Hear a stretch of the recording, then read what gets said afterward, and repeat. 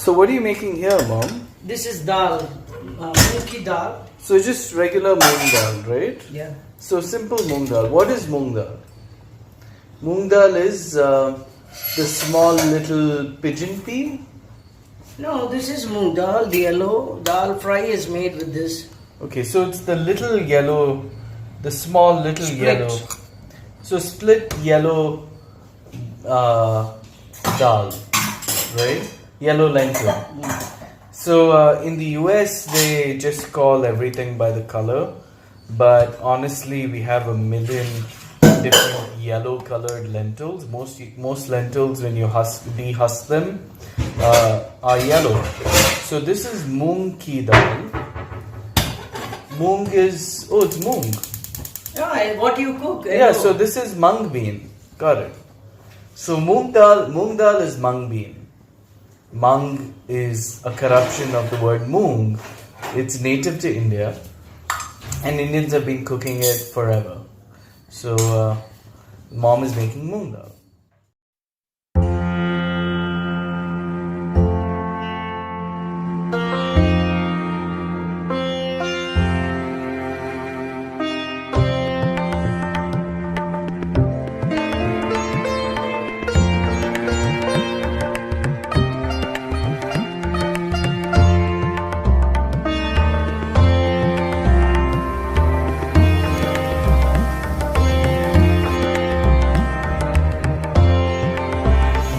Okay, so now the dal is really cooking, right? You need to cook it for a long time.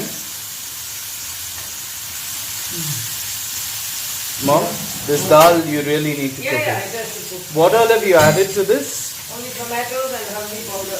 Okay, so this is very different from how I cook my urad dal, my moong dal. Sorry, Right? I usually just cook my moong dal with I boil it with turmeric and asafoetida or perengayam, and once it's fully cooked, then I stir fry the tomatoes and add it Yeah, into you the can dal. do that also. You can add onions and green chilies and all and fry Yeah, it that's and how I do it. You Okay. can. There's nothing wrong in that. That's one way of But making does this add extra flavor into it? I'm not adding onion to it, so I'm just. Okay, so today you're not adding onion. This is a very sattvic kind of dal, right? I'm going to. So this is just dal, water, and tomatoes and salt. Yeah. Okay. I will fry separately my green chilies Okay. and some. I have little curry leaves. I don't have kothmeri Okay. or coriander. Okay. Kothumali is coriander. Okay.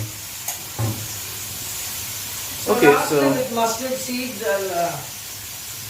so this yellow color is just from the dal and the tomatoes, right? You haven't added turmeric. Turmeric is added. Oh, so you did add turmeric. Okay. So that's similar to what I do. Okay. In South Indian cooking or Indian cooking, in everything there is turmeric. It's needless to say we don't add. Yeah. Regardless, turmeric's always added. It is the main ingredient. So the dal needs to cook some more. It's just like adding salt. Yeah. Salt and turmeric. Two things goes without saying in Indian food. So this dal, as you can see, it's still. So this dal is really. It's still uncooked. So it has a long way to go, and we show you. Yeah, it does. This particular dal cooks very fast. Okay. Much faster than any other dal. Moong dal cooks faster, so we're gonna take some another time. 20 minutes it will be done. Then I'll do the bagar. Okay. Alright, so we'll come back in 20 Add the minutes. salt. It's already soft. How long did it take for it to cook? Maybe. Less than 10-15 minutes. Wow, that's really quick. I thought it's going to take 20 minutes. That's it. Wow, so in about 5 minutes or 10 minutes since we last looked, and look at the dal. Look at the consistency of the dal. It's completely. It will get thicker. Now I'll So cook it with this, the salt. the dal is completely broken down, and dals are primarily protein, so it takes some effort to cook them. This is not going to cook in a short. It requires a lot of heat, but Wow, this cooked really quickly. I'm surprised. Okay. Great. I guess moong dal is pretty easy to cook. And easy to digest. And easy to digest. Because- So, Mom, is this what you put in baby food? Yes. Oh. So that's why they give this dal, introduce this to babies when they And are 6 months. Here's a quick question. So, is this the primary source of protein for vegetarians? Yeah, And- all kinds of dals are the protein. So, all lentils are the primary source of protein for all for Indians traditionally, right? Yeah. Because Indians are traditionally a vegetarian civilization, vegetarian culture, whatever you want to call it, because it depends on how long you think we have existed. But anyway, so Indians are traditionally vegetarian, at least in the modern era. It's debatable how long we've been vegetarian, but at least in the last 2000 years, vegetarianism has existed in India. Right now, I think on recent estimate or recent count, almost 50% of the population of India is vegetarian, which surprised me because I had heard alternate numbers of 34, 35%, which is still sizable, but 50% of the population is fantastic. It's a little dubious. I would still think about 30 to 40% is, because the number's been dropping since independence. During the time of the British, about 70% of India's population was vegetarian. But then in the last 20 years, a significant number of younger people have started eating meat. But in vegetarian households and in most Indian households, the primary source of protein is your lentil. And the lentil that's easiest to break down, as you've seen, in the form of cooking, is also the easiest to digest, and that is the moong dal, which is called mung bean in English-speaking circles in the West. So mung bean is derived from moong dal.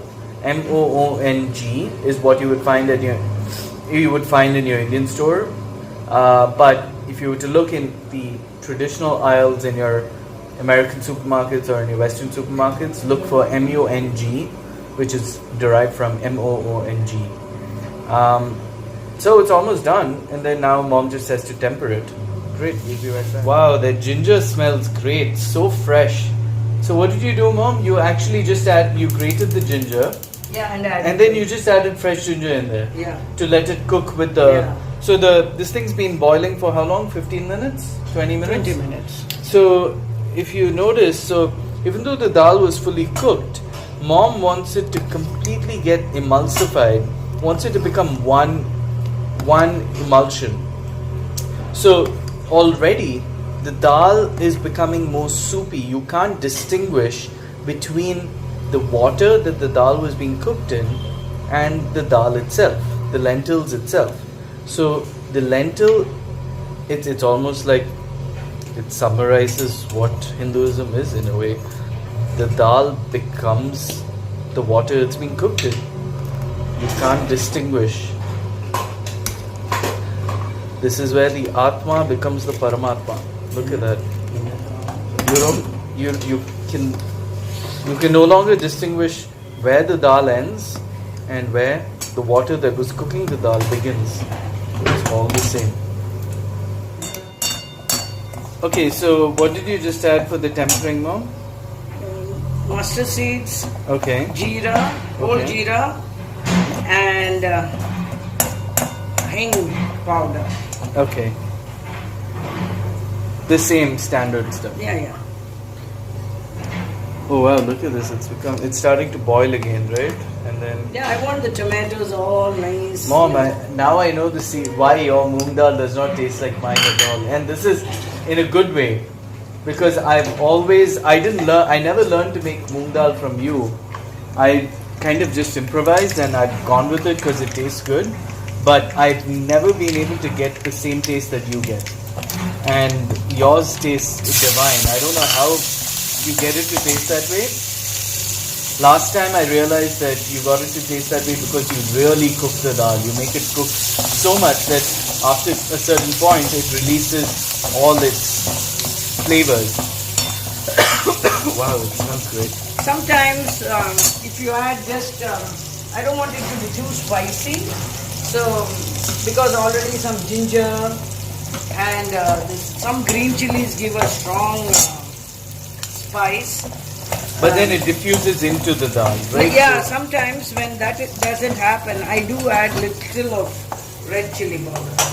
Okay, so now I'm realizing mom does a couple of things differently from me when making dal, because I make dal at least once a month, and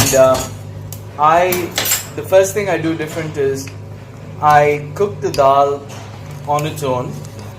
I don't let it boil for this long, so the dal is still. I mean I do cook it, but then it's not so beautifully broken down. So that's the first thing. The second thing is I cook it with the asafoetida and the turmeric, which causes it to boil over, and it causes me to have to stand next to the dal the entire time. And in the tempering process, I add the tomatoes after I add the onions. So I don't always cook dal with the onions, but I always do. Sometimes I do that way with onions. Then I put the tomatoes. Okay, so then you do that. I do Okay, that. okay. But then this dal I really like, and now I've realized why. Because you boil the tomatoes with the dal, and essentially the flavor of those tomatoes completely get into it. Okay, so that's a big difference. Wow. Okay, beautiful. This is traditional maki dal. This is your staple. This is, if you want to know what staple Indian vegetarian food is, it is this. It doesn't get any more basic than this, but guess what? This is what has nourished us for the last 1,000 years. This dal is the building block of all Indian food. In fact, this should have been the very first episode. I don't know why it's like it's like, but this is really what has made us. Different people, I think different people cook it different way. There's nothing wrong the way you do.